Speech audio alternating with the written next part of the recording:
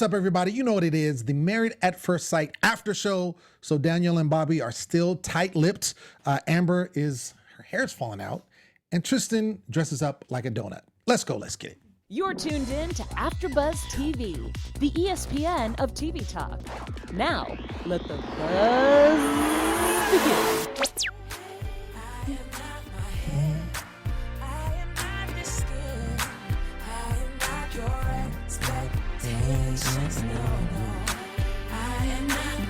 Tell her, India. Tell her. Tell her. Look at me singing like I'm India. I am the soul that lives within.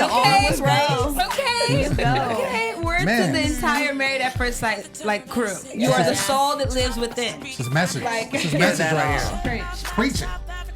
Yeah. What's up, everybody? You know what it is. Married at First Sight. It's your boy, your favorite uncle, Len Gonzalez here, holding it down. Next to me, she was here last week. We loved her so much. We had to bring her back. The incomparable Taquaila Jackson. Hi, everybody, and thanks again. Felicia is out traveling, so we wish her the best. We wait for her to come back next week, but until then, I'll be in, and she is in the chat. Hey, Felicia Boo. Yeah. Oh. And of course, we have our resident person that always holds down the special segment.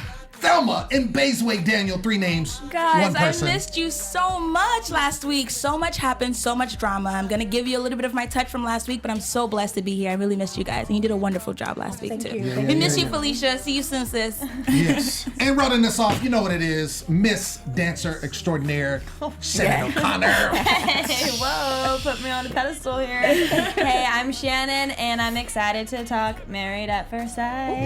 Yeah. Excited to talk about it. Yeah, me too. I'm excited to be frustrated. I know. I see it on your face. I feel like it's the entire time he was watching the show. He was. I'm upset. He stood the whole time. He literally, you guys, Lem was going through it. He literally got up out of his stool and was standing for the last 25 minutes of the show straight. I feel like I was shaking my fist. He was fast forwarding commercials with fury. Yo, I'm just really of course, there's the constant frustration with Mia, right? That's just ongoing. I feel like it's not going to end. Spoiler alert, not to get into predictions too soon, but I really don't think that they're meant to be together. Yeah. I don't think they're meant to be together. And I feel like Tristan is doing everything on his end. But I feel like Mia is just, she continues to not think about him, to still be in her own world, to really not embrace this relationship and look at it for what it should be. But Mia, oh my gosh, not Mia, sorry, Amber, she was like the hair. I don't know. What you? I'm just so frustrated. I can't even talk right. What did you guys think? Well, I think Danielle is holding back a lot. That's true. And I was not expecting that because I feel like in her own personal interview, she says, she's very expressive that she thinks she's falling in love with Bobby, and all that stuff. And so I never really noticed, I guess, that she kind of just, I don't know, what do you think? Kind of doesn't really give an answer, give solid input. And so I think that's why Bobby is so where do I stand with her? Because she doesn't tell me, right? So that was a really interesting realization this episode. Yeah, I guess my overall thought for the episode, we'll touch on all the drama that you brought up, but my overall thought for the episode is definitely one thing that I heard in the episode was so important, which was you need to learn how your partner thinks. Yeah. Once you establish and you know their thought process, you know their mindset, then you really avoid a lot of these fights, right? So that was one thing that I really took away from this episode as a lesson, but also for all of them, I think that's really the issue. Yeah. Sure, absolutely. Do you think after 3 weeks you can really know how somebody thinks? I mean, you can't know, but if you're not doing the work to know as well, if you're not trying to know or trying to understand it from that perspective, then that also kind of keeps you at a disconnect as well, in my opinion. I'm over here, and I'm going to agree with Lim. I think that I'm really I feel like I always harbor on Mia and Tristan just because of how they started off their marriage. Yeah. But I think Mia, I need them to communicate more, and I think just Tristan's way of getting it off his chest and then it's done, let's move on to the next thing. I think those emotions will continue to fester, and it's going to make him just blow up even more. I feel like their communication doesn't go deep enough for them to both express how they need to work with one another. So I'm with you. I don't think they're going to make it to the end. Yeah. Well, and this is the thing. I see the pattern that's going on, that's been going on since we first, the whole situation that came up the very beginning when they left for the honeymoon. I feel like Mia is going to do what she does, and then she's going to be like, but, I don't understand why you're mad. And then Tristan is going to be upset. And there's been a couple of times that he's kind of blown up in a sense where he's raised his voice and, this case was no longer. And she's just going to be like, I don't understand. And then he's going to then settle down and be like, oh, but, we could both do better. And then it goes back to the same thing. Yeah. But I feel like it's going to be very cyclical and it's going to keep happening and they're never going to grow beyond that. Because just like last week, are we done with her being on the dating app? Is that over now? Are we going to revisit that? Like what happened? Exactly. So I don't know. Like you said, it's going to be cyclical, and I don't think that's well for their marriage, especially how they started. It's just really not well. And when you're with the guys and you're saying our biggest issue is trust and communication, well, what else is left? Right. Like that's to me, in my opinion, is the foundation of any relationship, and especially a marriage. So I don't feel like there's anything for them to really move on for. Right. I think I definitely see a lot of faults with Mia. There's a whole laundry list. But one thing that I did notice this episode as well was the way Tristan communicates. And I feel like it's really, list a lot of things about Mia. She lies, she's manipulative, she tries to play the victim, she acts as though she doesn't know what she's doing when she does. But at the same time, there's also a back end of that, right? It takes two to tango. There's also an enablement that he does. He's an enabler. He's enabling a lot of things. And also, even he is not good, in my opinion, at immediate communication. In the heat of the moment, I don't think that Tristan necessarily handles certain things the best way. So let me give you an example. Yeah, Mia was lying, all of those things that happened at the family lunch, but I didn't necessarily think his tone or the way that he was addressing her was the best to get a positive or really a deep communication out of it, because you know how Mia is. She really shuts down. She shuts down all the time. So sure. I don't get like how some of these couples are behaving, because if you know somebody's a certain kind of way, I kind of see them weaponizing it, in my opinion. So it's like, if you know she shuts down, why don't we sit there and have a conversation? Or same thing with her, the other way around. If he knows that communication and trust is an issue for you, how is it that you can talk to Amber and Danielle and say, hey, we just had a big fight, but what happened was a trust and communication thing, but I feel like he did this. At no point did you say, this is where I went wrong. This is, you know what I mean? So it's that same issue, but I see it on both sides. But sorry. No, I was just going to say, going back to, we can keep talking about Tristan and Mia because I wanted to group it up, but the thing that I feel like with Tristan at this point now is I feel like that he does make attempts that we see, and we have to really put in perspective because there's a lot of editing that happens with the show. We don't see every single moment of their existence. But from what they display to us, I'll say it like that, I feel like he tries, and you made a good point, Mia shuts down. If she doesn't understand what you're saying, she doesn't make an attempt to. It's almost like, well, if you don't get it, then that's your bad. And it's like, and let's talk about it. There was a situation where they go, and he said this 1,129 times because I counted them. Light lunch. They were supposed to have a light lunch. And so they go to talk to Mia's father and Mia's sister. And so like almost immediately, Mia mentions about them both moving to Houston. They're in Dallas. And so, of course, the dad, has issues with it. The sister has issues with it. And then it turns into this big thing where the sister is like, well, what are you talking about? And then kind of doesn't say anything to Mia, directs all her attention to Tristan. So it's almost like he's like, whoa, whoa, whoa, whoa. Why did you bring this up, first of all? Brings it up, and he said we weren't going to discuss these things because we're having a light lunch. And then all of a sudden, when he says he's uncomfortable, she blurts out and says, hey guys, let's not talk about this because Tristan is uncomfortable. As opposed to not saying like, yo, we really need to discuss this further, and not even bring it up in the first place. And I feel like he did in that moment, he couldn't say anything to her in that tone, because then the family is going to side with her. Exactly. So I think taking it back home in this instance, I'm not saying he does it perfect everywhere, but in this instance, taking it back home and addressing it, she, again, like didn't get it. And it took her a minute, and she said, oh yeah, I could have not have brought it up, but it was like I don't think she still got it. And that's where I think the problem lies with that. And it's the sincere apology that you need to give when you get it. So it's like, it's not, okay, because I hear her talking to us in, in the confessionals, and it's like, okay, we talked about it, let's move on.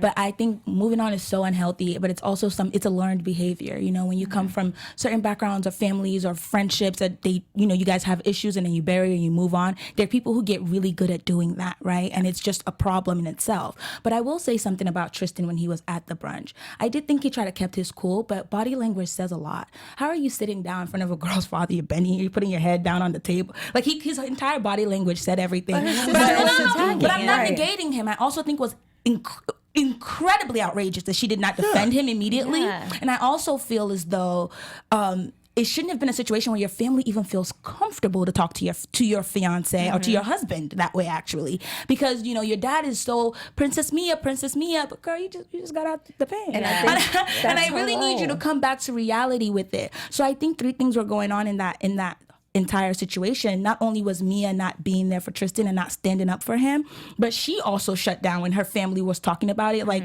girl, but I also think the underlying and most important thing that was going on there was tactic. I very much believe that Mia already knew that she wasn't really too sure about going to Houston. She already knows her sister's gonna bring up all the things that she's afraid to bring up. So the second she says it, she just let them go loose on them. And then when she's like, okay, I think all the things that I want to say is out. Okay, let me reel it back in. So I'm not like aloof to Mia's manipulation. I'm very much aware of it. But I'm definitely just bringing up other points that I saw where Tristan went wrong as well, because it is two-way street. Yeah. When I really wonder if Tristan, because she said Tristan raises his voice when we argue, I really wonder if he does do that a lot, or if it's just really he's at a loss of what to do. He's at a loss of like how to get through to her, because clearly nothing's working. After these 3 weeks, things just keep happening, repetitive. And so I don't know if it's just more like frustration of everything building up, more so than that's how he confronts issues. You know what I mean? And it shows a lot about how Mia and her sister clearly raises her voice and kind of like jabs. Yeah. So that's, I think, a big reason why Mia is the way she is, growing up with a sister like that. So she's kind of taken this like, well, okay, I'll back off. Okay, I don't know what to do. I don't know what to say. Because maybe she has kind of been the victim. She's definitely the timid one in a big family. Role, so she's used to. So when she said that, actually, it really resonated with me, because I'm the kind of person that I don't like when you get to a certain level of tone, I'm not even going to. I'm checking out of this conversation because I know where I can go. So it's like, let's not even do this. So I kind of understood when she said that. Yeah. What were you going to say? Yes, I totally agree with Shannon that I think once I seen that at lunch, that was her role. She said what she needed to say so that her family could speak for her, so that she didn't have to voice her true feelings about wanting to move to Houston. And also, Sister Deidre, like, who made you mad? Look, who hurt you? She came off blasting at him. Didn't try to understand their story at Tristan. Didn't even try to hear his opinion. He's trying to give you options that he's maybe will give to Mia just to make it work and to make her feel better. But yeah, she's just cutting him off the neck. So I understand where he just felt defeated, because then his wife didn't even have his back. And what are you supposed to do when you're facing someone else's father and sister at that point? He doesn't even know him that well. Exactly. She went full blown Solange in the elevator on him, and he didn't even do nothing. It was they're just thinking about it. But I think these couples really need to understand what it means to have like identity within your marriage first. Definitely. Because once you start bringing all these people into your relationship, marriage, whatever, which is why I kind of feel Danielle to some extent, but we'll get there. You just got to protect your cocoon till it's strong enough. That's just how I feel. We have Deirdre Ricketts in the comments and says that the sister was right and wrong. The sister was wrong in tone, but right understanding the substance of the questions. So I guess that was the balance that we all could see. I feel like the thing with the thing with Tristan is, I mean, if we look at from episode 1 till now, right? I feel like a lot of, and I think anytime you're in a relationship, in a marriage, there's going to be mistakes on both parts made. Yeah. And I think these couples, especially given married at first sight, they're at a huge disadvantage because they're literally learning each other every day in the form of being a married couple. But, correct me if I'm wrong, but it seems like Tristan is always, his reaction is something that Mia has done. And starting from the whole situation of not being able to fly, to finding out, about the warrant, to her not telling the truth, we go into the dating app. It's like all these things. And then now her saying that after they had a discussion and then not having his back and throwing him under the bus. Like she literally. That was the main. That was the main one for me. I was like, girl. I wrote this in caps. I was like, she didn't want to have an interrogation. She said this. Yeah. I didn't want to have an interrogation, but she's the one that brought it up and then said he doesn't feel uncomfortable in front of everyone. Yeah. Hey guys, like he's 5. Yeah. Like Hey, we don't feel. It should have been a exactly. we. Yeah. Exactly. And it really hey guys, wasn't. That's Tristan, true. you know, Yeah. he doesn't feel uncomfortable, so can we just table this, you know?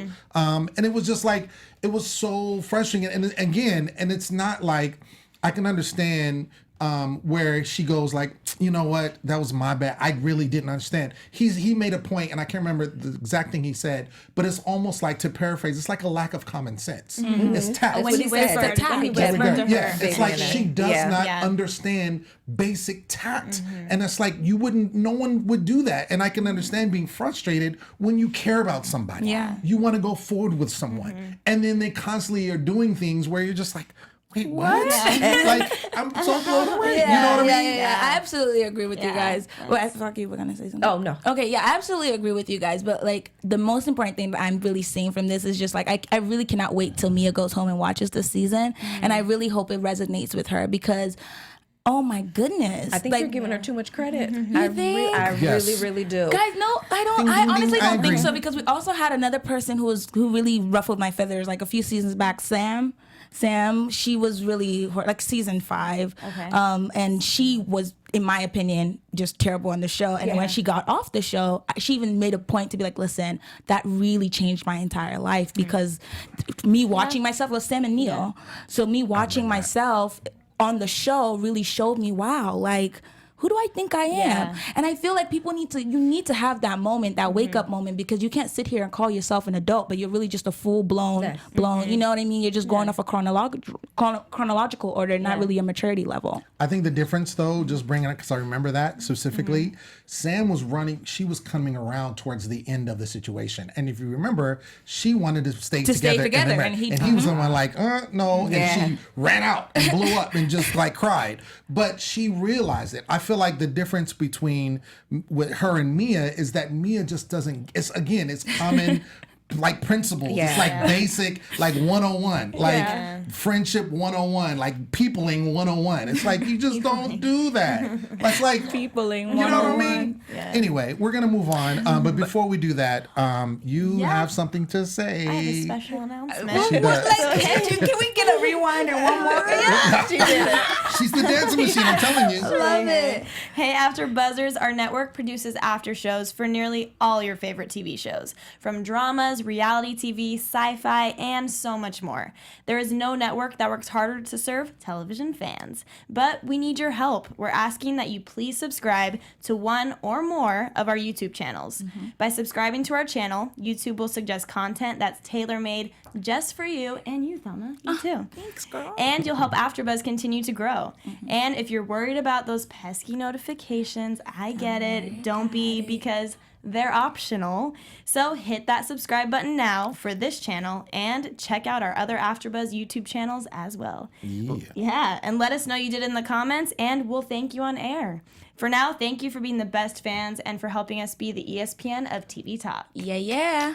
Is that Thank you, Felicia thank you, Michelle thank you. in Yes, the yes, chat? yes, she's in Felicia, there. She's in what there up? chatting. I hope I did you justice. Yeah, holding it down. Yeah. Before we move on, Thelma, I think you were going to say something about what we were just talking about. Yeah, absolutely. It was definitely just as he was sitting there explaining to her, I thought it was really so funny. It was just a comical moment, like almost written out of a script. He's sitting there like, you just don't get it, so and so and so. And she was just like, but what do you mean? I'm like, girl, exhibit A. Like, this is Clearly you're mad. Can you tell me what you're mad about? He's being pretty clear. A. You know what I mean? She's like, what are you mad about? I am mad that you do not understand. I feel like I have to spoon feed you through conversations. But what are you mad? I was like, Yeah, is say anybody else baby? here? Yeah. Yeah, He but said he feels like he has a baby. Right. there. But he also, I don't know. I feel like he enables that behavior because then he like brings it back around and then he kind of likes it a little bit. It's just like, that's probably, and that is part of his, that's where his downfall is. But I feel like he's coming on the same token that he wants this to work. And he's like, okay, I see what's going on. And I think he does say, the one thing is he says we. He says we need to work on that. Yeah. And Yeah, he does. I appreciate that he says that. But in the same token, it almost gives her a pass because it's like, oh, okay, well, all is forgiven and we're going to move on and I'm going to put my donut outfit on and we're going to be cool. You know what I'm saying? Yeah. But I feel like, no, I think if they discuss it, she just won't get it. And that's where I feel like the issue is with her, not with him, with her. Right. But, you know, let's talk about Amber and Dave. So a question for you all, because I wanted to ask them, but I was like, I'm gonna wait.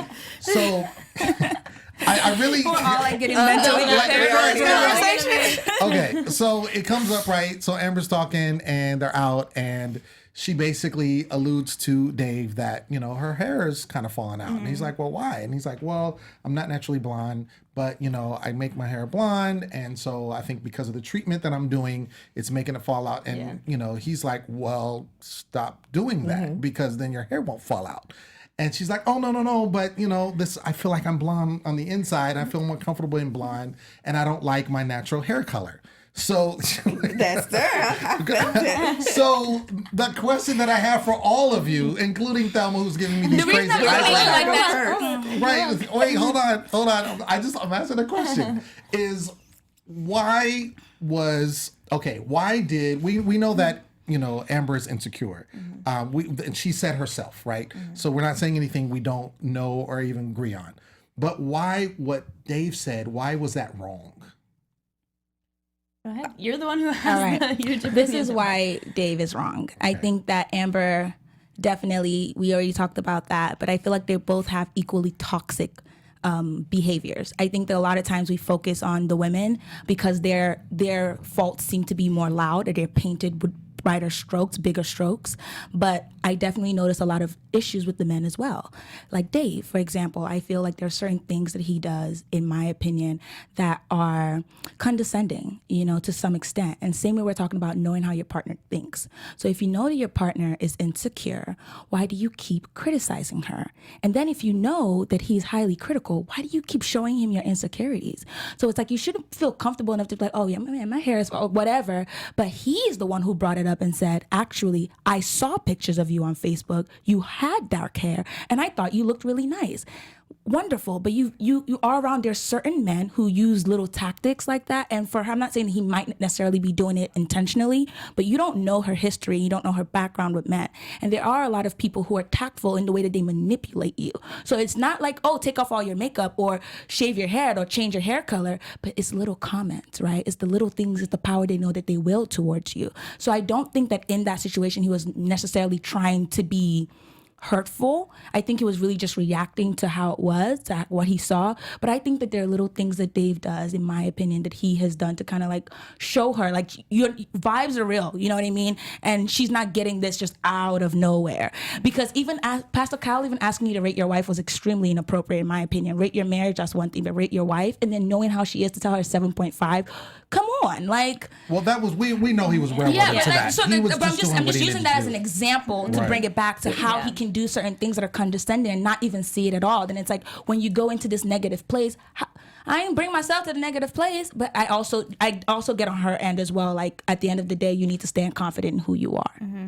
I think from my point of view, he seems like somebody, he just kind of doesn't have a filter, just kind of says what's on his mind and just doesn't think about these like repercussions that are going to come from it. Like just then don't dye your hair. I saw that you were brunette and it looked good, so you don't even have to dye it and it won't break, you know?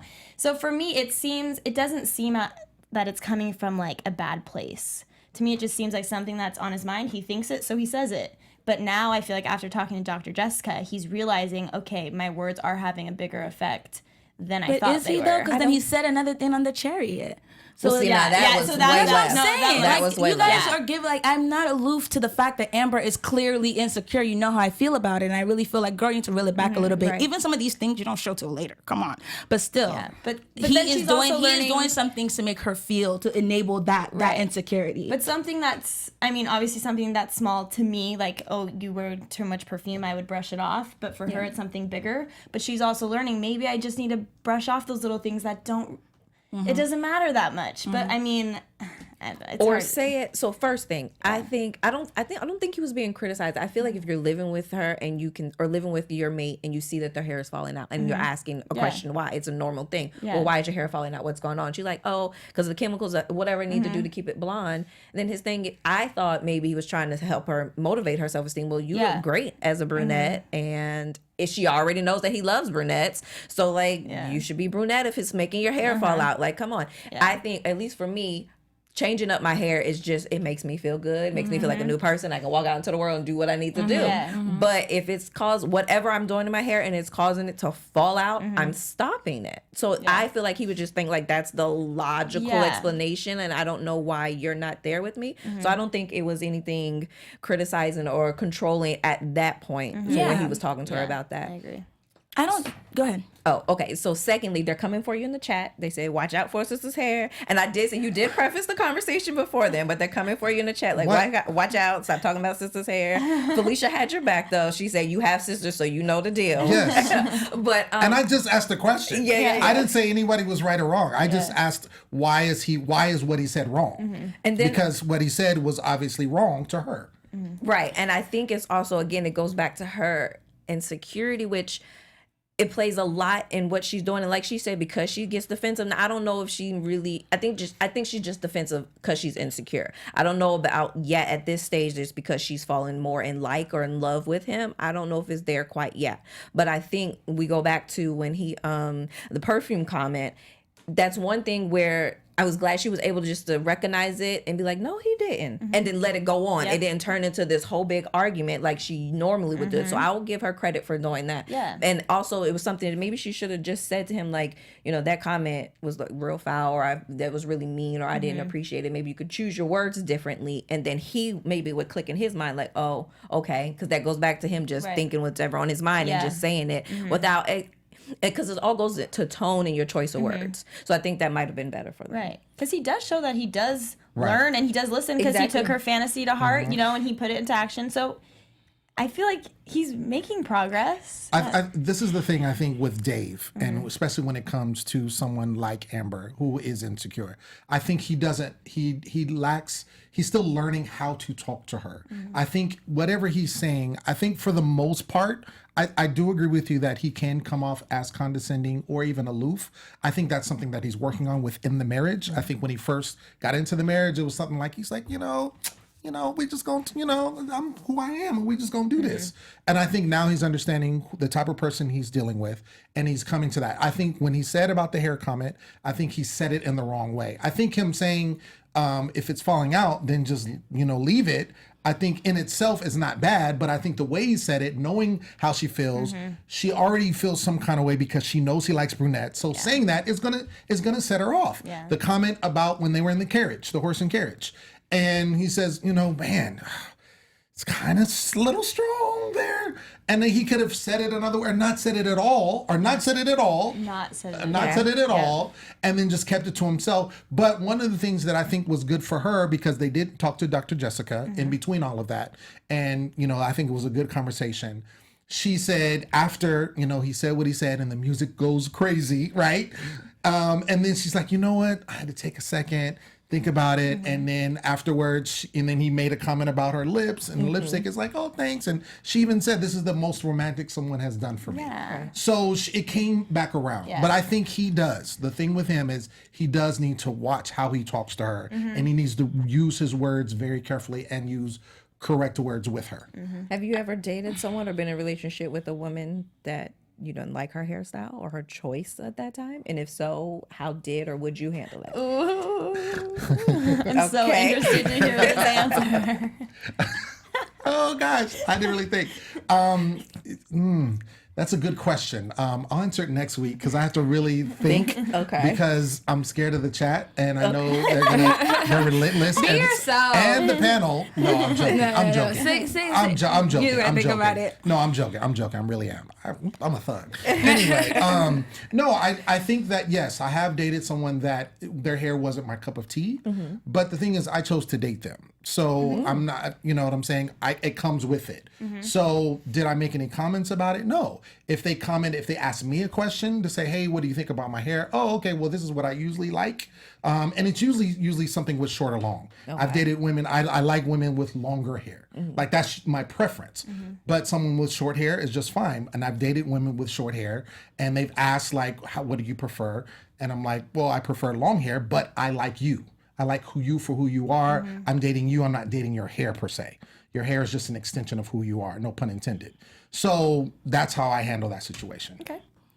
I will just say one last thing about the Dave and Amber situation. I definitely agree with you guys, but I don't know. I feel like I am very much picking up on these little tendencies that I see that could turn out to be bigger things. So in that moment, with the conversation and how it got started, I actually feel like Amber was in a space where she was actually just trying to be vulnerable because she shared that information. He didn't ask why was your hair falling out. She was just like, just random, like, oh, my hair's falling.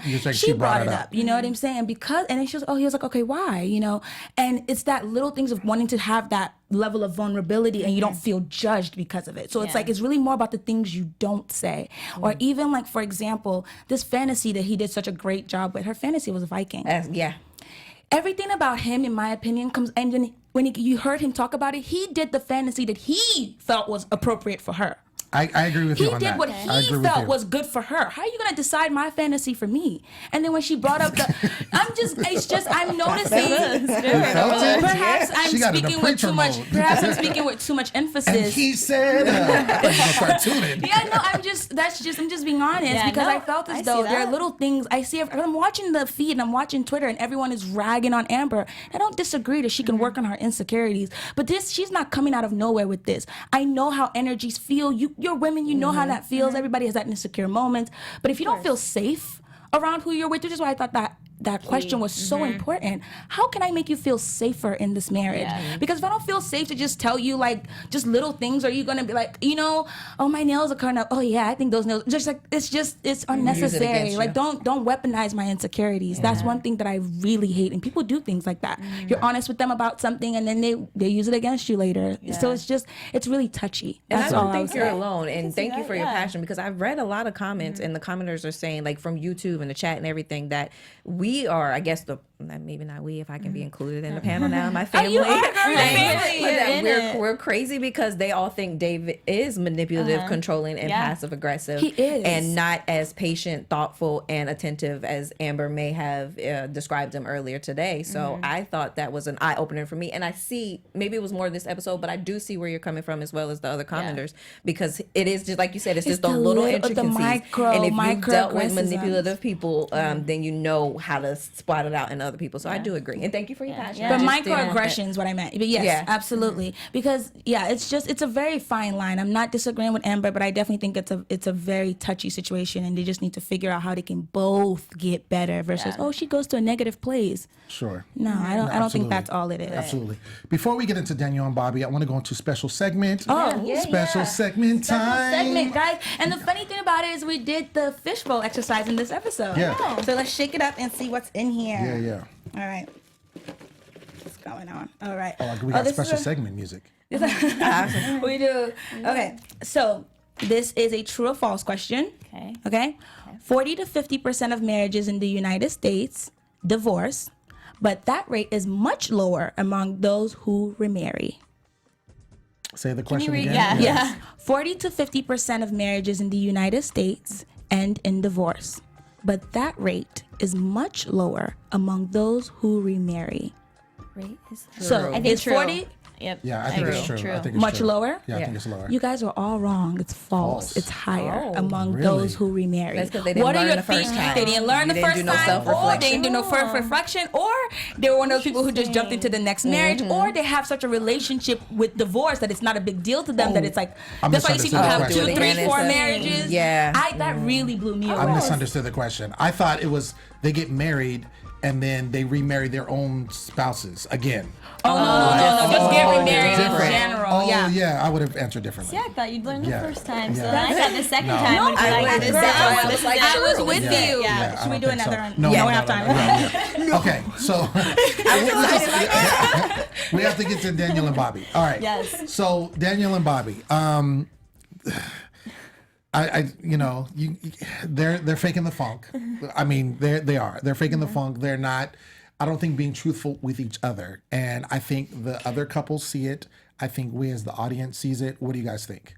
I did not appreciate this build up to Bobby like having this big Oh, yeah. breakout About thing, it. and we're like, oh, what is he gonna Yeah. say? And then he's Yes. just like, we're perfect. Right. I think that's what bothers me is they use the word perfect.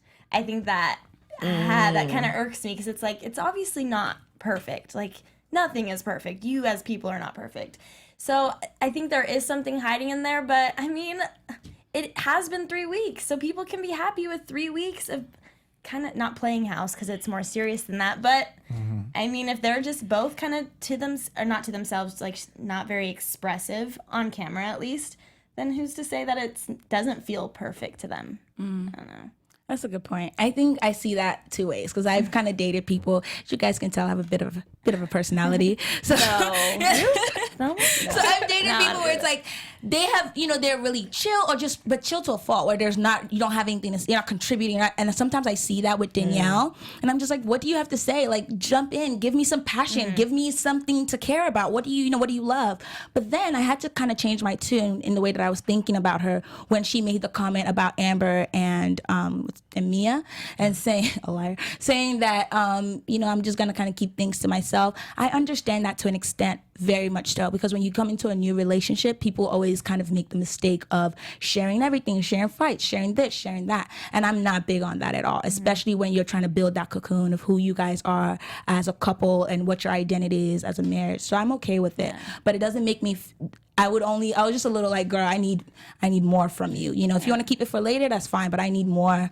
I just need you to be more of a human being. You're giving me a real Mr. Robot right now. And I think that's why I fall asleep when they do Bobby and Danielle. I'm like, oh, it's next. Okay. Because they're not giving me anything. Yeah. And again, like I said last week, my fear for them is they're not going to have the tools after the 8 weeks are over to get into a fight, to get into whatever argument may come. The doctors may not be available at that time. So what are you going to do and who are you going to go? Like, utilize this time, this show, the sort resources that you all have to help you so that when you do leave, you're more set up for success in your marriage rather than trying to find outside resources and help and they not know the background fully of what you went through. Because like they said, that's why you're there with the other couples. That's why these doctors are here, because they have the expertise in this experience. It's only the six of you as couples, or the 6 of you individuals that are able to feel and understand what one another's going through. And so her input, I just felt like I wanted them to exclude her from the conversation. She really reversed it, like, oh, well, what do you guys don't, or what is wrong with you guys or relationship? And so Mia straight opens up, Amber opens up, and then you have her and I don't know.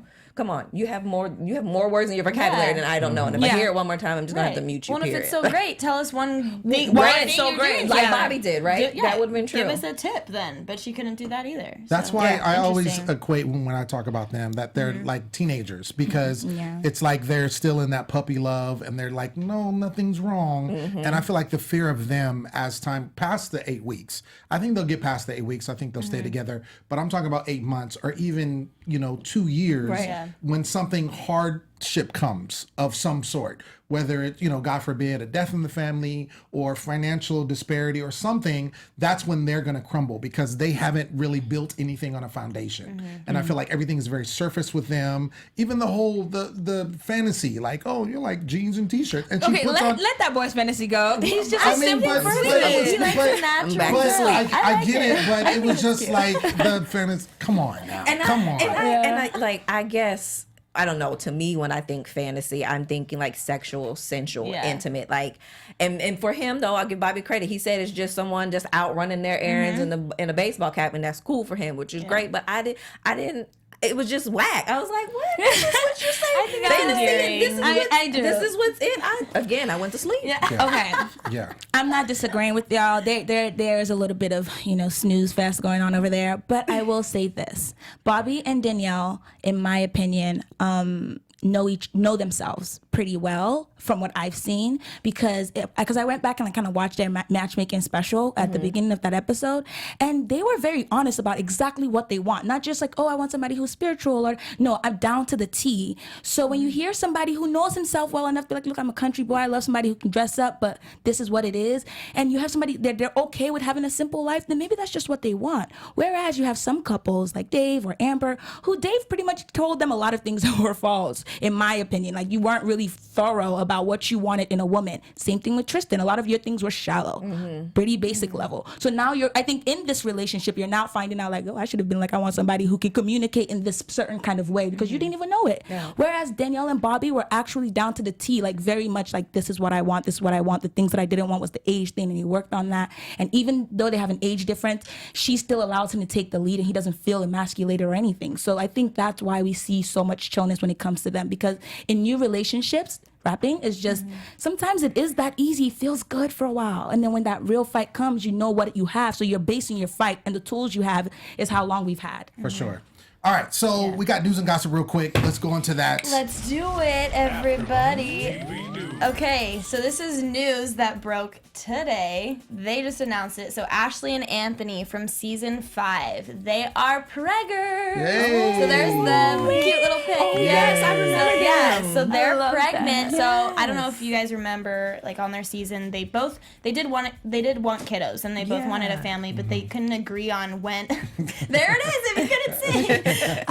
They couldn't decide on when to start the fam, but here they are doing it, so it's super exciting. And I love seeing the interaction of the whole like Married at First Sight family. Everyone's retweeting each other and just showing support, so that's awesome. And then if you guys remember, Shawnice and Jeff D, they're pregnant as well. Yeah, so they just had their year anniversary yesterday. Wow. Nice. Yeah, so again, people showing the love, and you can catch them on the Married at First Sight spinoff Happily Ever After in fall of 2018. Thank you, because I was like, they better have one because I need it. Yeah, Thank you. There's no date that I could find. Right. So fall of 2018. Word. It's coming. That's tune in. exciting. It's gonna be great. Yeah. So, yeah. I'm so happy about Anthony and Ashley. I love them so much. I do too. All They're right. super cute. So real quick, let's get into 10-second predictions. Let's do that. AfterBuzz TV predictions. 10 seconds. Okay, so I think Danielle and Bobby are going to get into a fight next episode. Okay. There you go. I definitely think that Amber is going to now take the back seat and kind of allow Dave to take the lead in a lot of the arguments. And I feel like basically saying he's going to be the cause of the arguments versus her. Okay. I don't want to go to sleep, so I hope something happens next week between Danielle and Bobby. Thanks. And then I just really hope that Mia gets some type of counsel, like one-on-one session with one of the doctors, all three of them, whatever, so that she can get to the root of her problems and issues, right. and then it'll set them free in their relationship. Because I really do want them to succeed. I don't see that Danielle and Bobby will get into an argument at all up until the very last second. Okay. Personally, and I think that I agree with who said Dave was going to, Amber's going to take on the back seat. I agree that that's going to happen. I feel like she's learning more about herself, but it would be interesting to see how how he does, how that converts with that, and see if his language changes. Yeah. So, ladies and gentlemen, that's been our episode. We want to thank you so much for watching our review and all of that. Shout out to our engineer for holding us down. As always, you know, he does what he does. I've been your host, Lim Gonzalez. You can find me everywhere at The Poet Saint, and also check out my website, stayonthemic.com. Where you at, Taquaila? Hey, I am at Taquaila_I am. Thanks for letting me into the family. Thank you Yeah, so much. welcome, girl. Hi, I'm Thelma in Baysway. Danielle, always happy to be here. You can catch me on Sunday nights at Get Shorty, on Instagram at Thelmy, and on Wednesday nights and Thursday nights doing Yellowstone. Boom. Here at AfterBuzz. And I'm Shannon O'Connor, and you can find me on Instagram at Shannakin_Skywalker and Twitter at ShanOC. Yeah. And thank you to everyone in the live chat. Want to thank you so Definitely. much Thank you. communicating with us, and we'll see you next week. Peace. From executive producers Maria Menounos, Kevin Undergaro, Phil Svitek, and the entire AfterBuzz TV staff, we would like to thank you for listening to the AfterBuzz TV network. To watch or listen to other after shows and post comments or questions, be sure to visit AfterBuzzTV.com. I'm Sir Richard Wentworth, and this has been a presentation of AfterBuzz TV. See you later. The views expressed herein are those of the hosts only and do not necessarily reflect the views of AfterBuzz TV or its owners or principals.